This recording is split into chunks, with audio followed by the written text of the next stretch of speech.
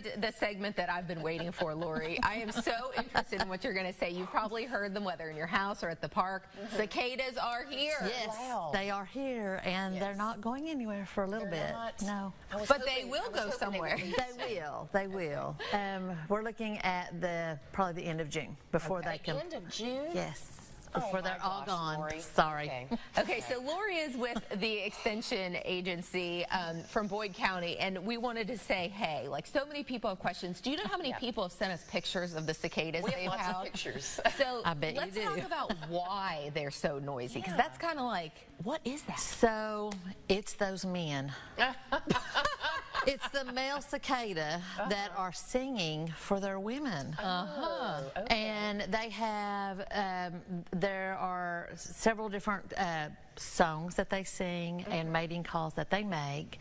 And if you notice, if you really sit and listen, they'll get really, really, really, really loud. And then they'll kind of quiet down a little. They never go away, but they'll kind of quiet down, and then they start again. And they're singing, trying to attract a female, because this is mating time. Because, you know, they only mate once every 17 years. Right. So, so that's what the noise is the men hollering for the women. Trying to attract the ladies. Guys out there. Okay. Well, how can you tell the difference between the annual cicada and the 17-year cicada? So our annual cicada that we have every year, which usually doesn't come out until usually around July, that cicada, or some people call it the dog day cicada, it is green. The body of it is black and green. The eyes are black or green, and it's a little bit bigger than this periodical cicada. Okay. Periodical cicada has those beady red eyes, and it is black-bodied, and then the wings are clear, and they have those reddish-orange veins. I think they look like they're related to the moth. I think so too. Yes, and the annual cicadas are never in the numbers that we hear or see of the periodical cicadas. Interesting. But we have those every year. Okay, so let's talk about damage to plants, because I've seen a couple trees in and around Huntington, right near Ritter Park. They've actually covered the small trees. So what they're doing is, when they come out of the ground, the males will go up into those higher parts of the trees, and that's where they can sing. And they're, like I said, they're attracting their females. And so what they're doing is they're calling their female, they're going to mate, and then the female actually does most of the damage. She goes and finds a small branch, and they prefer certain trees. I think it's the oak, the hickory, the apples, the peaches, and the grapes.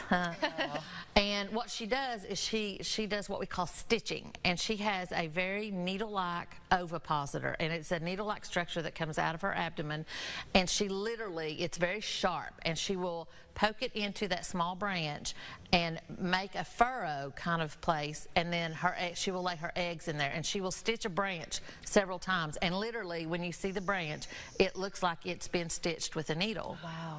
And she lays her eggs in there, and then the eggs take usually it's 6 to 10 weeks before the larva will hatch, or the nymphs will hatch, and then they will drop to the ground, and then they will start the burrowing process down into the ground, where they will go and stay for 17 more years. Oh my goodness.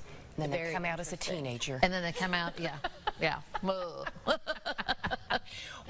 is there anything to do? Let's say you just planted some fruit trees in your yard. What can you do? Is it too late to protect them? So normally we have been trying to recommend to people to wait on planting till after these cicada have gone. But if they planted early in the spring, what they can do is they can cover it with a netting or cheesecloth. Cheesecloth is better, because the netting, you have to make sure the holes are small enough that the cicada can't get through.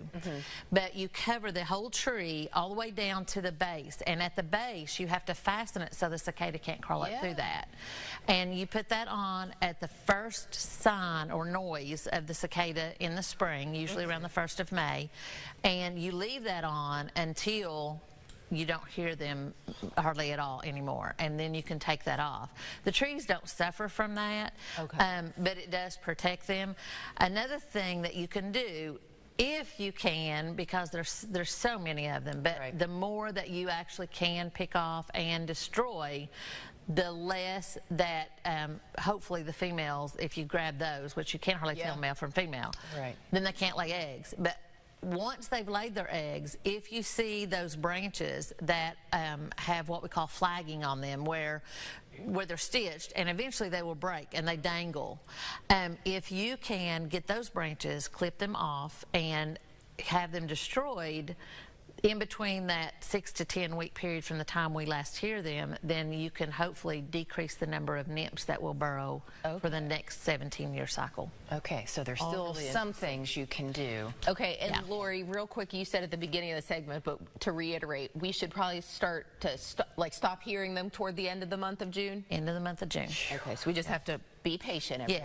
Yes, be very patient. And they're probably going to get they could get in some places they're already really loud, but my house, it's not as loud yet, so they're still coming out. Yeah. They emerge for like 3 weeks. Okay. They keep coming out.